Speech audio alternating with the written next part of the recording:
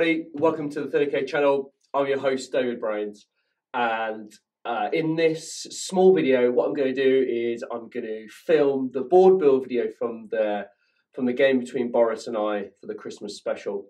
Now typically these would be added on to the videos at the end, and the games will go out on the website.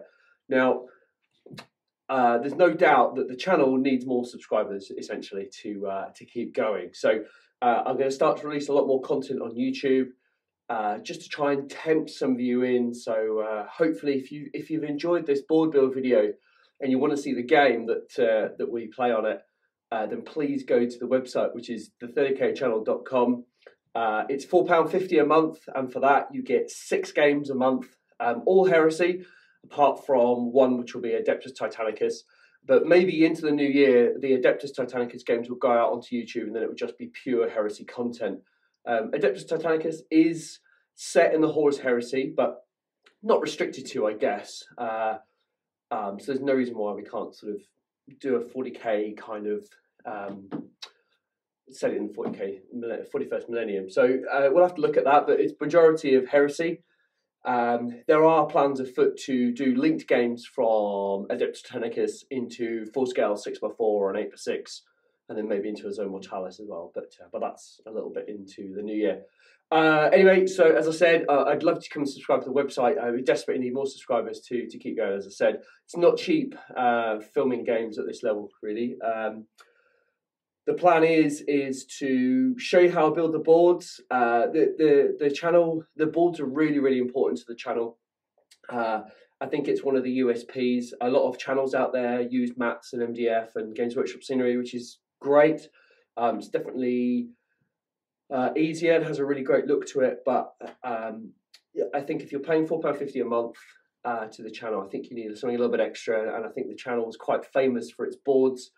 But I really want to show just how easy they are to build. There's no magic involved. There's no expense. It's really cheap stuff, but super effective.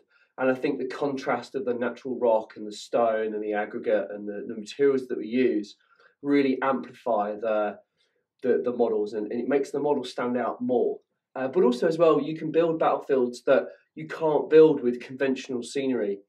You know, if you look at any land across the country or in the world, it undulates, and it's got kind of subtle hills and rises. And you know, if you look back historically, you could hide a whole tank squadron or a small mobile base in the depression of a hill. You know, if you come to hill, you can't see it. So, and I don't think you get that with typical battlefields that 99.9% of us play day to day. So I really like the options you get using aggregate and various other bits and bobs.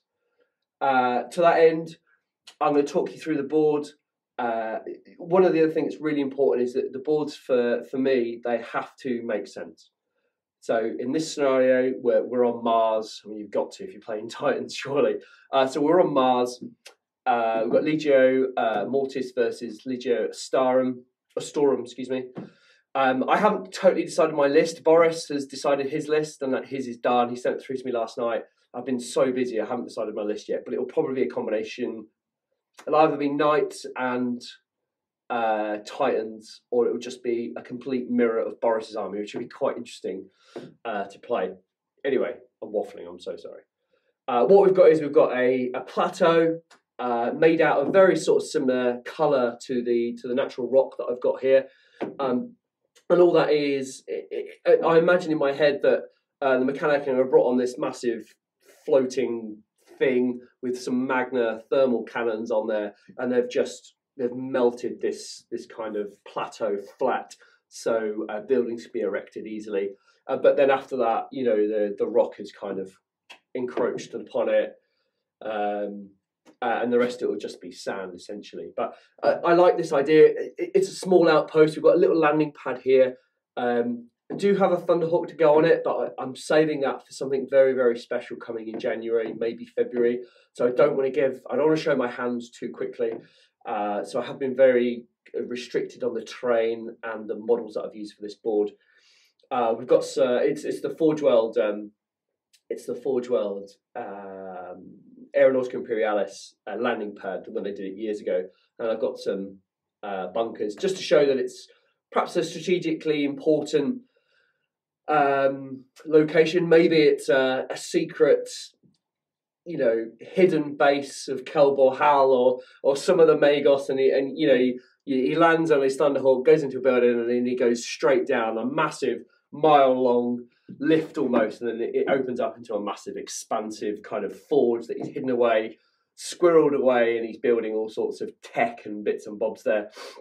So essentially, the battlefield will be, the scenario will be probably a Dominion one, where we will hold 3 locations, because on Dominion you can either have 5 or 3 objectives. So we'll probably use the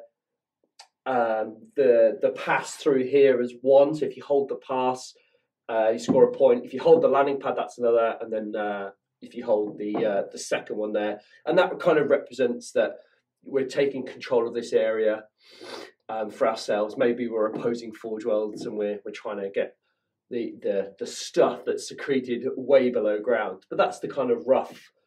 That's what I've got in my head. I need to discuss that with Boris first, but that's roughly what I've got in my head. So I've kind of arranged it all where this is the central objective, tons of line of sight blocking terrain. There's no way that a Reaver's going to be able to fire a weapon from one side to the other. There's going to be so much intervening terrain.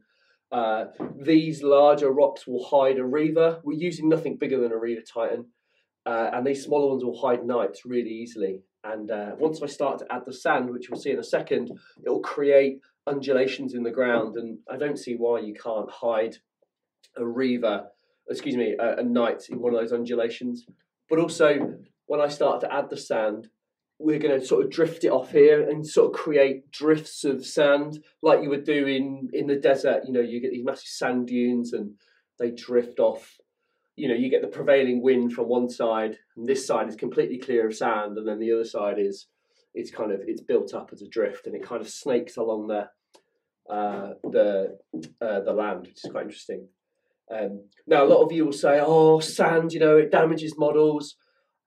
It does if you pick them up and rub them into the sand. Absolutely, it does. But for the bases that I've got and that Boris has got, it's not going to cause any damage. We might just put a little bit of sand on the base just to kind of make it a seamless transition, I guess, to the ground we're on. But if you're sensible about it and you knock it off at the end with a soft brush, or you can even get an airbrush on it and just blow it off, then it works perfectly. So some people might say, "Oh, you're going to wreck your models," but you really, really don't.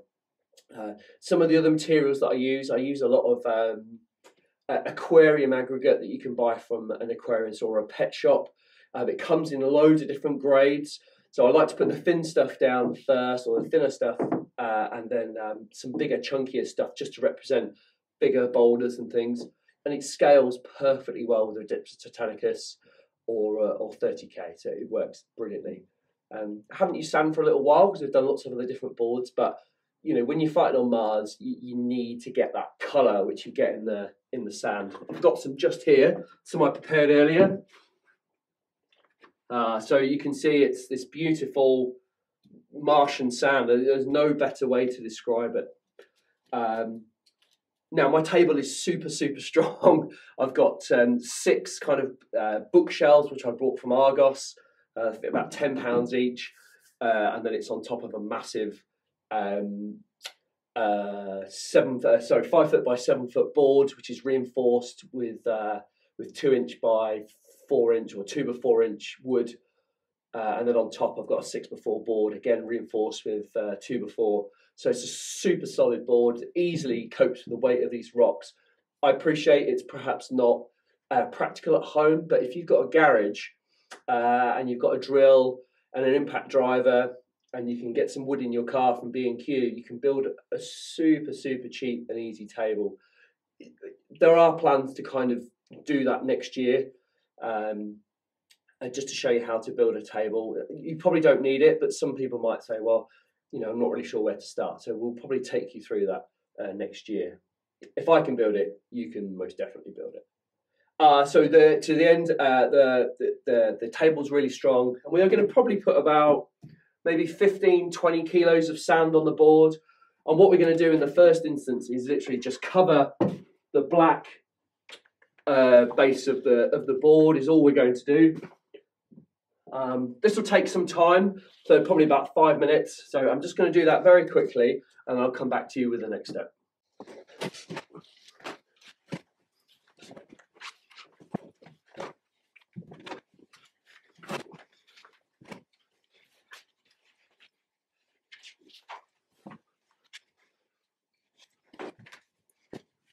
Right, well that's it pretty much. The sand's gone on. There's still a lot of work to do, so don't think it's finished. What we need to do now is we need to create some drama into the board, because it does look quite flat, a little bit boring, not very exciting. I had planned on having so much more scenery available for this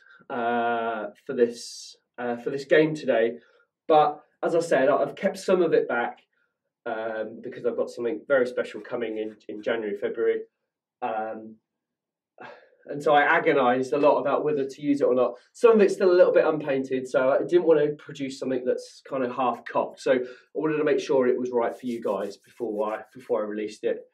Anyway, so I've covered the entire board of the black base, I guess. So now we just need to create a little bit of drama. So I've not got a lot of sand left, but we won't need too much. I just want to create some drifts just to kind of show, like I mentioned earlier, about the prevailing winds, and it adds extra cover, you know. So I quite like that, you know, a little bit more here. I think in an ideal world, I would have loads more of these little chunks just to scatter throughout the board. I just haven't got too much of this rock. I need to go buy some from the garden centre, probably next week actually, over Christmas. So that's fine. Need a little bit more sand here. And we just want to put some along here. We want to create some raised areas as well, and we want to blend this edge in, so it's not such a stark contrast from the ground, and then it goes like that. So we just want to try and blend that in a little bit, but also as well, we need to put some sand on the actual kind of rock itself, because of course it wouldn't miraculously stay free of sand, so we need to do a bit of that. And I imagine some of the sand would slip down into the areas here. We are rapidly running out of sand, unfortunately, but that's all right. What we can do is we can create these mounds, I guess, and by the time you get a Titan in there, it's half obscured, you know. That's 50% cover in 30k rules, you know, so, or +1 cover or whatever. So it does work. We're just going to put a little bit over the rocks, you know, because again, they wouldn't be completely sand free. This bit's a little interesting here. It's almost like a little cove, I guess, so we can make it a bit of a sheltered location. You could also, with the new terrain from Adeptus Titanicus, you could put some crates in there. You could put a metal floor in there to show that it's a little outpost.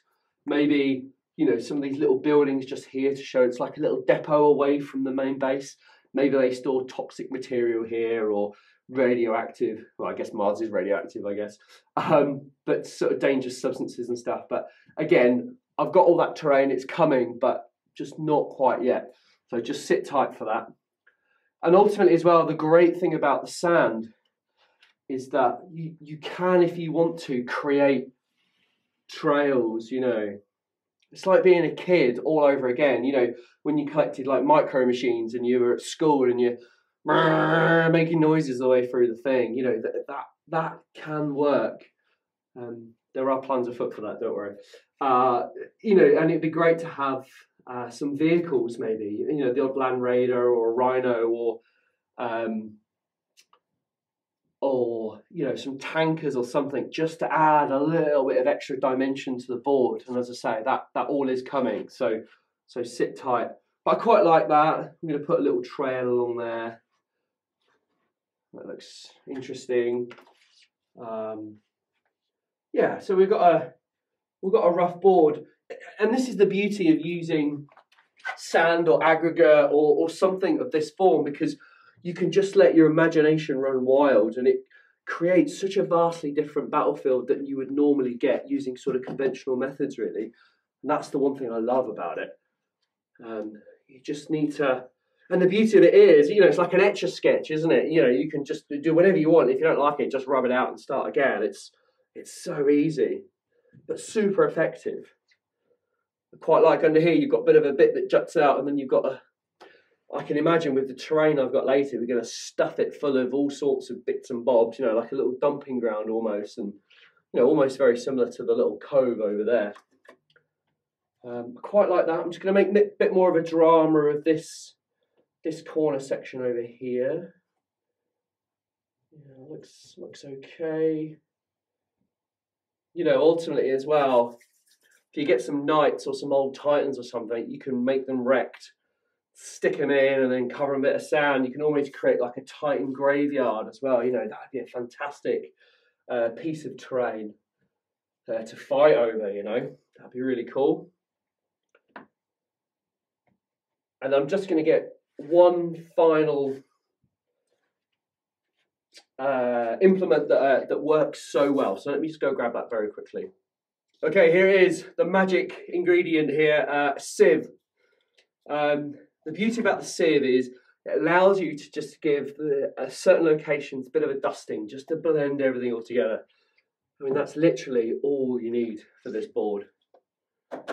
It does work much better when we use salt on boards to create snow effects. And actually, the last game that went out on the channel, I did a board build video for that.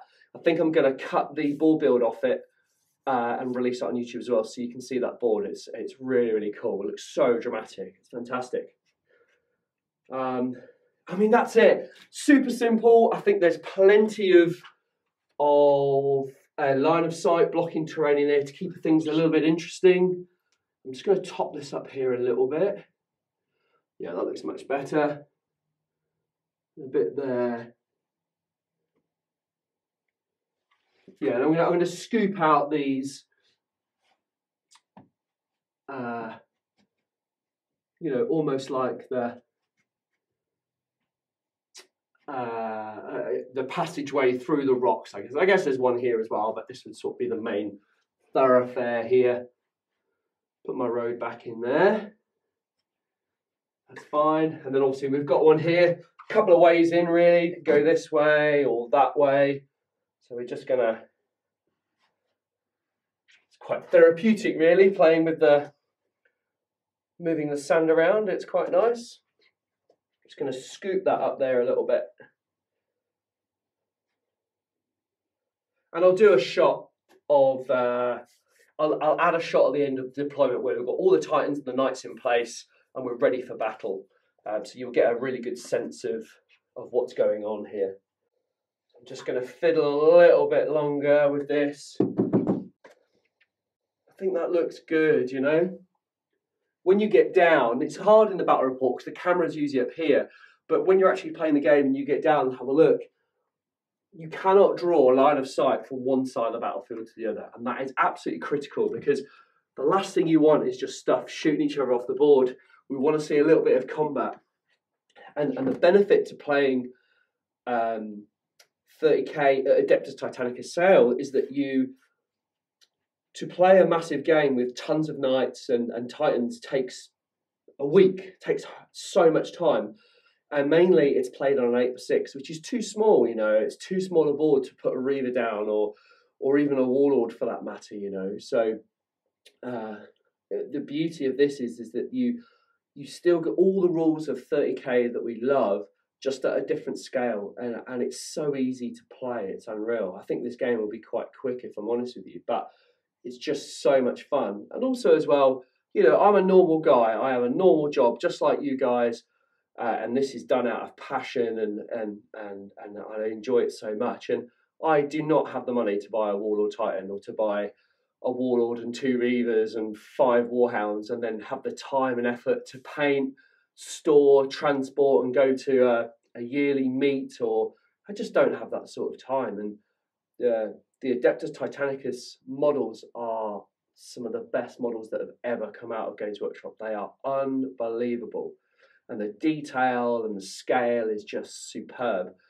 And you can buy a Reaver, I think a Warlord for 95 quid, I think, and then you can have a massive board and play a game on it, and you'll still get that sense of scale and the sense of range as well.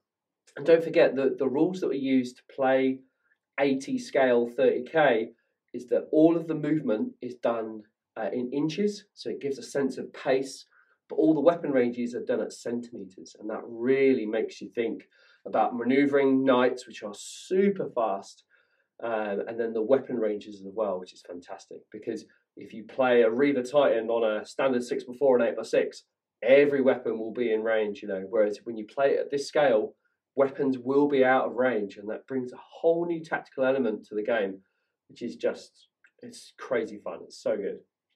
Anyway, I've waffled far too much. I hope you can see that from this, the board is cheap but super effective. You know, we've got a set of Games Workshop train, which is probably 50 quid. We've got some Forge World stuff. Okay, you can't always pick it up, but the new Aeronautica Imperialis stuff with the bonkers and the flak wagons, the flak emplacements and the missile emplacements, you know, you could use that. It costs 25 quid. So about 8 quid each from a Dobby store or a garden centre.